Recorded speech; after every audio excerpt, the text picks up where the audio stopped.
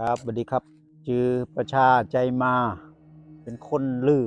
แต่ที่นี่สำหรับชีวิตในวัยหนุ่มนะครับ ก็ยอมรับว่าเป็นคนที่กินทุกอย่าง เรื่องเสียเรื่องแบบนี้นี่ทั้งนั้นนะครับตั้งเหล้าบุหรี่สาวไม่ยิงนะไปแอวไปนี่นอนข้างถนนข้างตั้งเอาหมดอืมจกตีต่อยยาเสพติดนะคนทรงกัญชาอย่างนี้เนี่ยสูบผ่านมาหมดละต่อยตีกันนักเลงหัวไหม้เนี่ยจนเป็นตีเราลือกันนะครับว่าจื้อนี่ไปที่ไหนก็แล้วแต่พ่อแม่ไม่ยิงคนเบาที่จริงแล้วตาเนาะตากับแม่เนี่ยเปิ้นเจอพระเจ้าก่อนนะเอาที่หูเปิ้นบอกว่าเปิ้นอธิษฐานกับพระเจ้านะมองไปกับพระเจ้าเหตุการณ์ที่มันก่อนที่จะมาป้าพระเจ้าก็คือว่า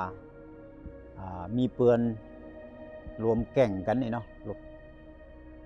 อยู่ประมาณ5-6คนนะครับวันนั้นเป็นวันสังขารหลองวันตรงกับวันติดเป็นห้องว่าวันแดงที่ว่าวันที่มันจะสูญเสียหนักพอดีคืนสุดท้ายคืนที่สังขารจะลองนั้นก็มีการฉลองกันนี่ก็กินกันแห่นแจงเนาะกินเหล้าสุดท้ายก็ลุกบ่ได้ได้ยินว่าเปิ้นไปห้อง3-4 ครั้งพอตกแมลงสักบ่าย3 โมงตื่นขึ้นมาเนาะก็เปิ้นเล่ากันว่ามีคนตายเขาก็บ่ฮู้ว่าไผพอพอเพิ่นมาเล่าว่าคนตายก็คือเปิ้นข้างบ้านอันนั้นตายคาตีรถคว่ำเนาะแล้วคนเป็นแม่ยิงไปตายที่โรงอ่าแม่ยิงตายคาตีแล้วผู้ชายเนี่ยไปตายที่โรงพยาบาล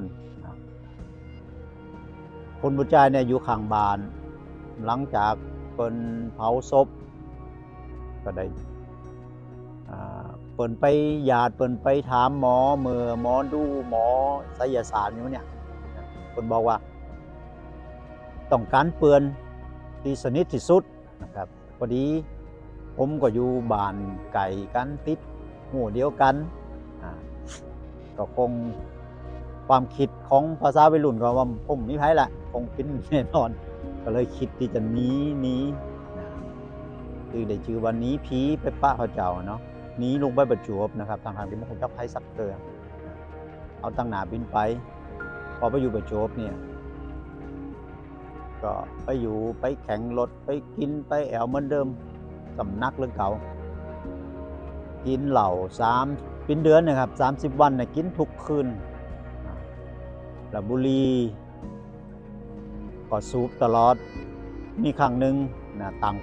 งเป้าหมายไว้ว่าที่เลิกสูบบุหรี่เลิกได้22 วันหลังจากนั้นก็ปิกมาเหมือนเก่าสำนักเรื่องเก่านะแต่สุดท้ายนะครับเป็นการเลือกของพระเจ้าเนาะพระเจ้ามันไม่ได้มาปะกันโดยบังเอิญนะครับผมไปอยู่เนี่ยบ้านพักหรือว่าบ้านเจ้าเป็นอู่รถซึ่ง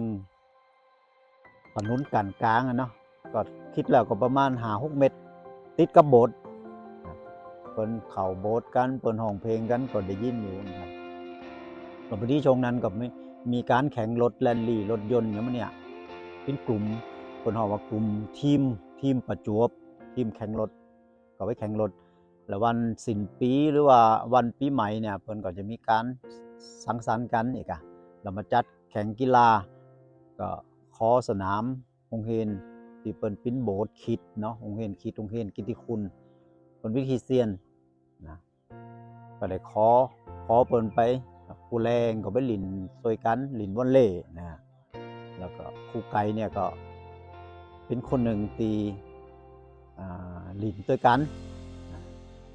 คล้ายๆก็ว่ามันปึงใจกันในการเล่นด้วยกันตลอดก็เคยส่งลูกนะก่อนดีมาฮู้จักกับพระเจ้าเอาก็บ่คิดเนาะเพิ่นเขียนกระดาษหรือหนังสือกล่อมเนาะเป็นแผ่นกระดาษเนี่ยเขียนข้อพระคัมภีร์ เขาก็บ่ฮู้ตอนนั้นบ่ฮู้เป็นข้อคัมภีร์เตือเขาก็อ่านก็ยังคิดว่าแม่หญิงคนนี้ทำไมมันมีคารม มีคำอูฐที่มันดีมันมนหูอีกอะมันคำที่มันเพราะเนาะหลังจากนั้นคบกันมาได้ก็ประมาณ 4-5 เดือนนะครับก็มีเหตุการณ์ที่มันเกิดขึ้นก็คือมันบ่อยากมันมีความสุขนะเมื่อได้ยินได้ฟังได้อ่านทีหลังมาหูว่าเป็นข้อคัมภีร์เหตุมันอาจจะมาจากคัมภีร์นั่นก็ได้ที่มันไปทำให้ใจเฮารู้สึกว่ามันมะมนมันมีความสุขแม้ว่าจะกินจะดื่มจะแอวที่คนทั้งหลายเพิ่นชอบกันตื่นเจ้ามามันก็หายเนาะมันความสุขมันหายไปอีกอะแล้วก็ได้เข้าไปรวมคายเนาะกับครูไก่ซึ่งเป็นภรรยาปัจจุบันเนี่ยก็ไปรวมกิจกรรมกับคริสเตียนจนหูเข้าใจความหักของพระเจ้าสุดท้ายก็เดินไปหาสบบอกว่านี่ครับเจอละสบเพิ่นสะดุ้งเพิ่นตกใจนะครับเพิ่นกลัวกิตติศักดิ์เนี่ยอยู่ตำบลนั้นในโรงเรียนก็เข้าไปจีบสาวจีบคู่ในโรงเรียนหมดนะแล้วเพิ่นก็รู้สึกว่ามาเพื่อที่จะมาก่อกวนมาเพื่อที่มาหลอกครูหรือว่าครูไก่เนี่ยแต่สุดท้ายก็บอกว่าอาจารย์จะหับพระเจ้าแต่จะหับเจือก็นำหับเจือหลังจากเจอแล้วนะเอาอ่านคัมภีร์จะไปถวายตัวหับใจพระเจ้าที่จริงแล้วเมื่อเฮามาต้อนรับพระเยซูนะเฮาก็ฮู้แล้วว่าชีวิตของเฮานั้นร่างกายก็มันก็จะสูญสิ้นไปเนาะแต่ชีวิตที่ความหวังของคริสเตียนก็คือได้ไปอยู่แผ่นดินสวรรค์กับพระเจ้าเอาบ่ต้องไปกังวลหยังในโลกนี้ละเพราะจิตวิญญาณที่มาจากพระเจ้ามาก็จะปิดไปหาพระเจ้านะบาปกรรมเวรกรรมเจ้ากรรมนายเวรต่างๆทั้งหมดทั้งมวลที่อยู่ในโลกเนี่ยพระเยซูที่ตายไถ่บาปเฮาก็หับไปหมดละเฮาก็บ่มีความผิดความบาปก็บ่ต้องไปวิตกกังวลว่าไปตกในบึงไฟนรกและอันที่อยากจะบอกก็คือว่าเมื่อมาเจอแล้วเมื่อมาเรียนแล้วเมื่อมาฮู้เข้าใจแล้วก็คิดถึงคนที่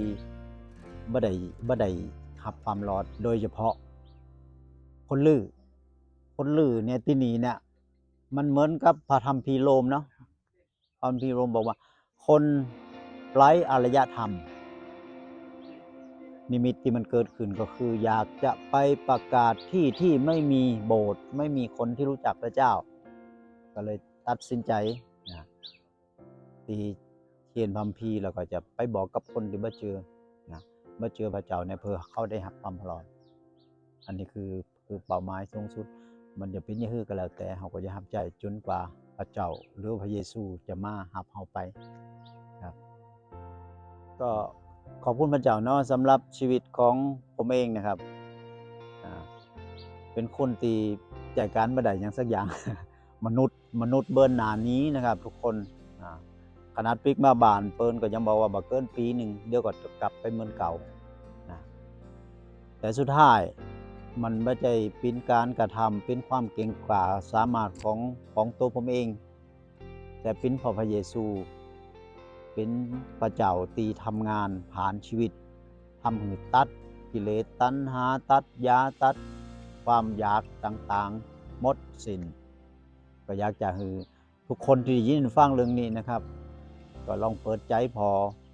บางคนติดเหล้าบางคนติดยาบางคนอารมณ์เสียอารมณ์โกรธต่างๆแค้นเครื่องขุนที่มันตัดบ่ได้นะพระเยซูสามารถช่วยได้ถ้าเปิดใจออกขออธิษฐานกับพระเยซูสิ่งที่มันเลวร้ายสิ่งที่มันหนักเกินไปสำหรับความสามารถของมนุษย์ที่มันทำบ่ได้พระเจ้าสามารถช่วยได้ของทุกคนนั้นเชื่อและไว้วางใจในพระเจ้าพระเยซูด้านที่จะสามารถช่วยเราได้ครับก็อยากจะให้ทุกคนได้ปะกับความรอดเนาะหลายคนก็พยายามทำตามพิธีกรรม